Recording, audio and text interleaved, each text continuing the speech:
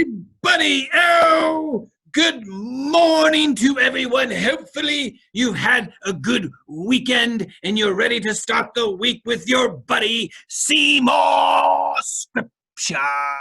I know I am so excited to see and know that I'm talking to you and you get to hear me and talk to and hear my conversations with some very smart people.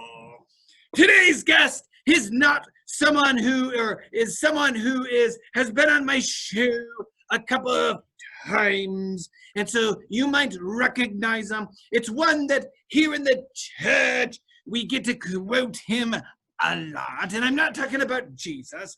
I am talking about Paul. Hello, Paul. It's so good to see you. How are you doing today, Paul? Seemore, it's good to see you too, my friend. I am well. How are you? Oh, Paul, well, this quarantine has taken its toll on me. As you can see, I haven't had a haircut for a while, and I know you may disapprove, but I'm doing good. I think you should write another letter and call it the Church of the Quarantined and help us out in these times. But I need you, if you do that, Paul, you do need to cite me because I gave you the idea. Yeah, you know, it is an idea. I'm not sure how good of an idea it is, but if I do it, I will for sure cite you as having the idea. Thank you, Paul. You are an honorable, smart man. Now, Paul, first of all, just a simple question for you. How have you been surviving this quarantine? I've been doing a lot of studying, a lot of reading, a lot of studying, a lot of writing. Quite honestly, you know, I'm very into my education and furthering that, and so that's kind of really what I've been spending time doing. Yes. Now, Paul, do you write a lot to Peter, or do you read a lot of Peter's stuff, or what? Do you read a lot of N.T. Wright? I hear he's a good one. Yeah, I never really heard of that guy. Okay. But Peter and I don't always see eye to eye, so. Yeah. You know, I'm not saying that I don't like the dude, but no, I don't spend a lot of time reading or writing to Peter. Are you taller than Peter that you don't see eye to eye, or are you shorter than Peter? Why you got to bring height into it, Seemore? What is that a thing? Are you trying to make a comment about my height? No, I just said you don't see eye to eye. You said that you don't see eye to eye with Peter. So I'm just wondering. Seemore, let me tell you something. Not only was I educated in the finest schools, but I also am a Roman citizen, as well as someone who has face-to-face encounters with Jesus Christ. So just because I might be a little bit shorter than Peter, you don't think my opinion matters as much? I didn't say that. You said that you don't see eye to eye with Peter. So I just thought, yeah, you just were shorter than Peter. Or Seemore, Peter was shorter than you. Seemore, God doesn't care about someone's height, okay? God cares about what's in your heart and how well you follow the mission that he's given you, and that's what I do well, Seemore. So quite frankly, I don't know why you keep bringing up my height over and over again. I don't know what you're talking about. Whoa, I just asked one question, and it's blowing up in my face.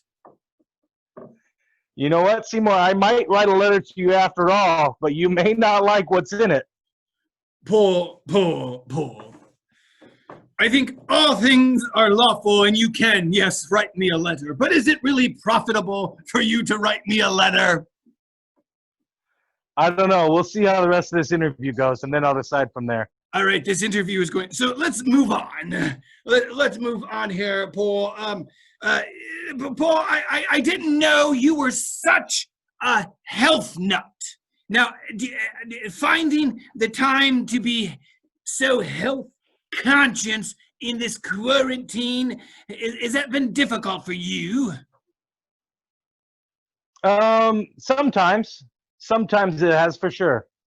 Yes, and so you prefer your fruit.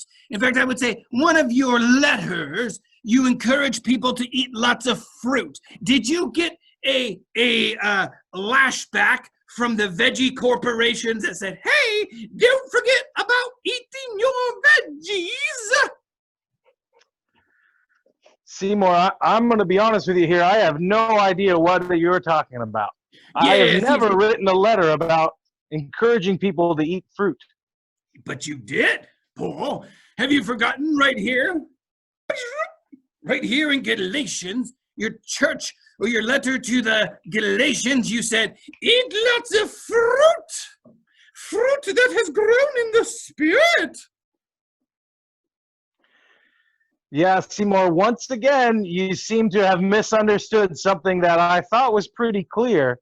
Because That's quite when I talk possible, about, Paul. I sometimes have that problem. yeah, when I talk about the fruit of the Spirit, it has nothing to do with what you eat or what the kind of food that you eat. Okay. Have you ever thought about saying the veggies of the Spirit? You know, you can't leave out. Look at this. This is nothing would make me want to study God's word more than eating my veggies. Maybe talk about the carrots of the Spirit. Or okay, we got a nice, I don't know what this is, but that's quite, I think these veggies are kind of rotting, but Paul, I think you could really make an impact if you talk about the veggies of the Spirit. Seymour, I think you've been in quarantine too long. Oh.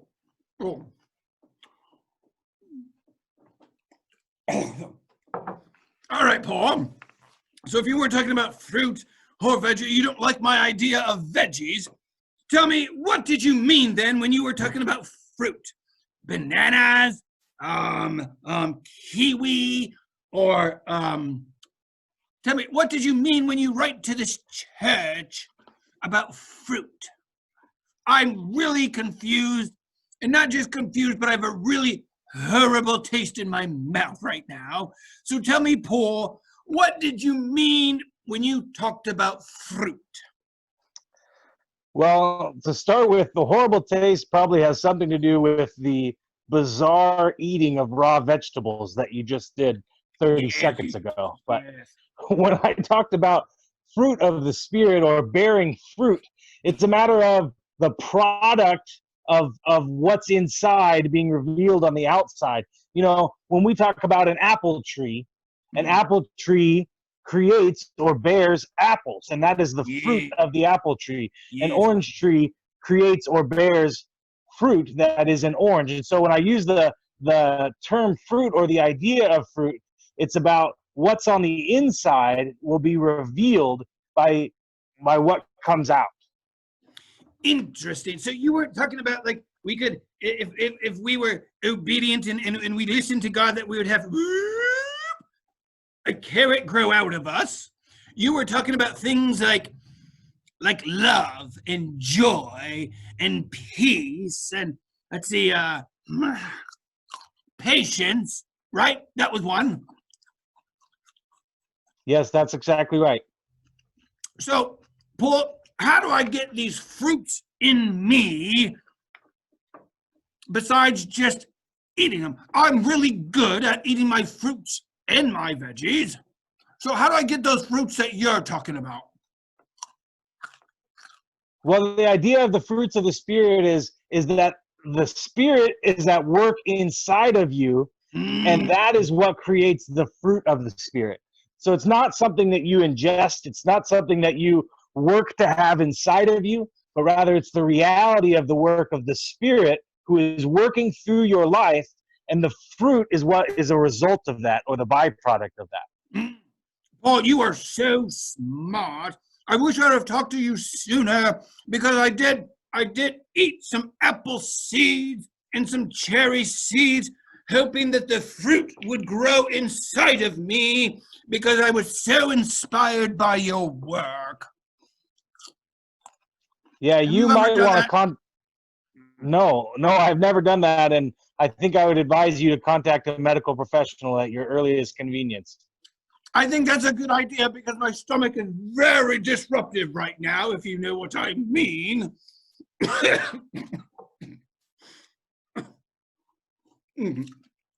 I forgot I spit out in that cup. All right, Paul. So, as the boys and girls are listening to this, I think I got a carrot up my nose. Did you write any letters about getting carrots out of your nose, Paul? Seymour, honestly, I've never even experienced anything of what's going on in your life at this point, let alone written a letter about it. I've seen a lot of things, but I've never seen what I'm looking at now. All right. I might need you to call 911 here, Paul, because anyway, I will carry on. So real quick, Paul, the boys and girls watching at home, and as we follow after Jesus, what you're saying is that the Spirit begins to make us look and help us to be more loving and patient and kind with other people. Is that right? Yes, that's right, Seymour. Now you're on the right track. Paul, do you think that's something that as I'm growing closer to Jesus, that I can say, hey, Jesus, help the fruit of my patience be bigger in me, or help me to be more loving, just like you? That's right. That's right. The more that you mature in your faith, the closer you grow to Jesus, like you just said, that's when those fruits of the Spirit will be made more manifest or will be made more evident through your life. Yes. That's a good word, Paul.